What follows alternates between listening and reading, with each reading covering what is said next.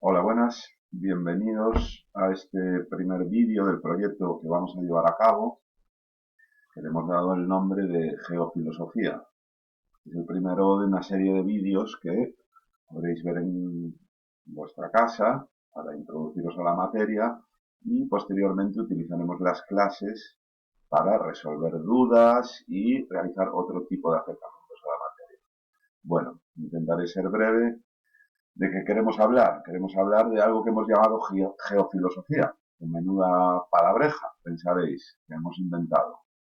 Pues con esto queremos acercarnos a la idea de qué relaciones puede haber entre los lugares donde aparece el pensamiento filosófico y los contenidos efectivos que se transmiten en las filosofías creadas en estos lugares. ¿Sí?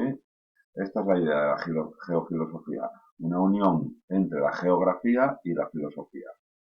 Bien, y el caso de la filosofía griega, que es por donde empezamos el curso, con la filosofía presocrática griega, es muy indicativo de este problema porque siempre ha habido la discusión dentro de la filosofía acerca de si esta nació exclusivamente en Grecia alrededor del siglo VI a.C., una idea que ha sido expresada con el concepto del milagro griego, es decir, se daría el salto en un cierto momento en Grecia de la ausencia de la filosofía a la creación de las primeras filosofías, o si por el contrario ha habido importantes influencias externas, llegadas de Oriente, de la civilización indoirania, influencias externas que condicionaron y determinaron el pensamiento de estos filósofos griegos.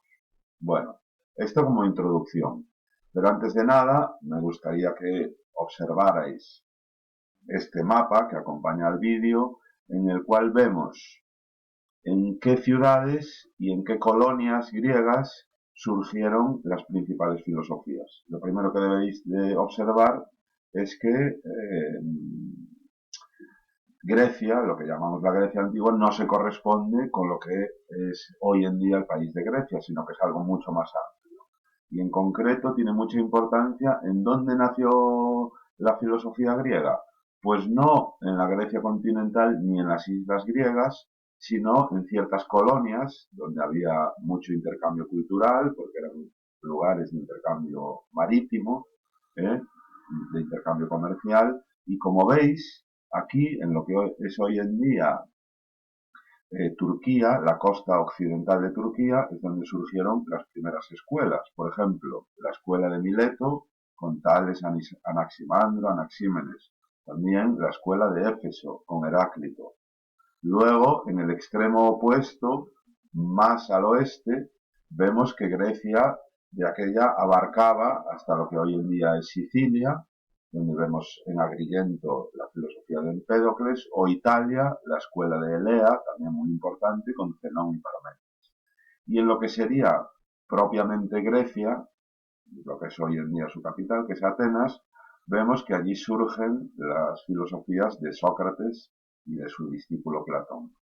Y un poco más al norte, si os fijáis, que también está con un cuadradito rojo que indica la época clásica, vemos la filosofía de Aristóteles, que nació en una pequeña ciudad que se llama Estagira. Por eso lo llamaban el Estagirio.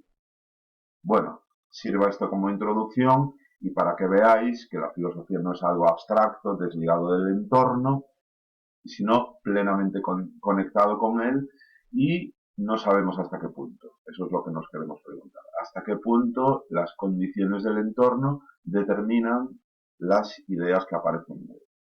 Bueno, un saludo a todos y espero que sigáis con interés este proyecto.